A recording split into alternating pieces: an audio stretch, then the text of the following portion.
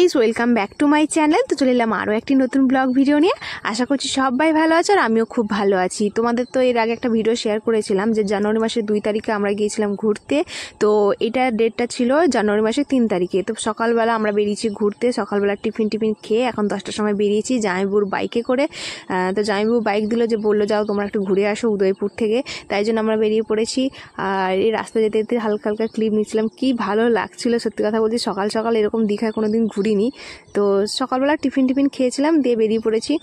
যাই হোক, আমার তো বেশ ভালোই লাগছে। আর বলতে বলতে উদয়পুরও চলে এসেছি। তো কেউ কিন্তু ভিডিওটা স্কিপ করো না, সম্পূর্ণ ভিডিওটা দেখতে থাকো।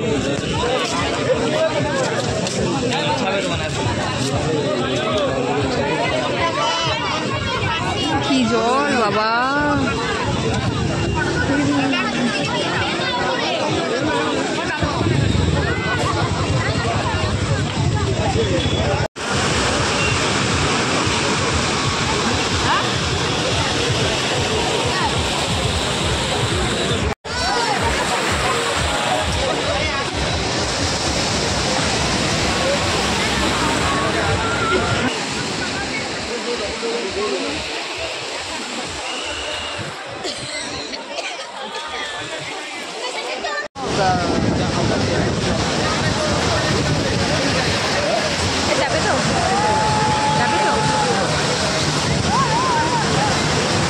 তো উদয়পুর থেকে এখন বেরিয়ে যাচ্ছি, প্রায় 2 ঘন্টা খানিক ওখানে বসেছিলাম।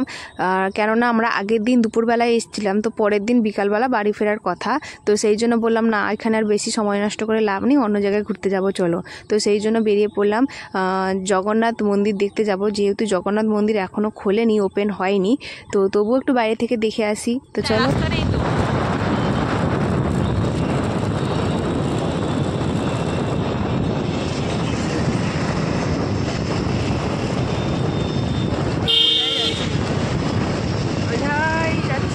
কতটা এরিয়া নিয়ে বলো,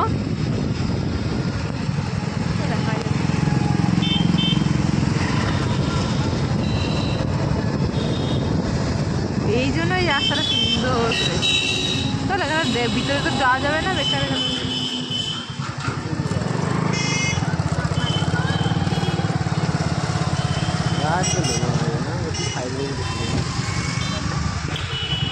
কি সুন্দর লাগছে বাইরে থেকে দেখতে। তো আমি এর আগে অনেকের ভিডিওতে দেখেছিলাম, বাইরে থেকে সবাই ভিডিও করেছিল।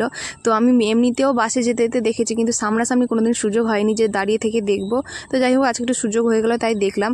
আর এটা তো বৈশাখ মাসে উদ্বোধন হবে, অক্ষয় তৃতীয়ার দিন। তো যাই হোক, তারপরে সামনে থেকে কুলফি কিনলাম। তো এটা আমি সত্যি কথা বলছি, আমি ঠান্ডা জিনিস কোনো কিছু খাই না। তো ওর চক্করে পড়ে আমাকে ঠান্ডা কিনতে হলো। তো ওর খেতে ইচ্ছা হয়েছিল, দিয়ে আমাকে বললো তুমি না খেলে আমি খাবো না। তাই জন্য বাধ্যগত কিনেছি। আর ওই ভিতরের অংশটা কিন্তু আমি ফেলে দিয়েছি। সত্যি কথা বলছিলাম, ওই ভিডিওতে একটুখানি দেখাচ্ছিলাম, কিন্তু না হলে ভিতরের অংশটা পুরো ফেলে দিয়ে বাইরেটা খেয়েছিলাম। কারণ আমার ঠান্ডা জিনিস না, সত্যি কথা বলছি, আমি টোটালি কোনো ঠান্ডা জিনিস খেতে পারি না। তো প্রচুর ভিড়, প্রচুর।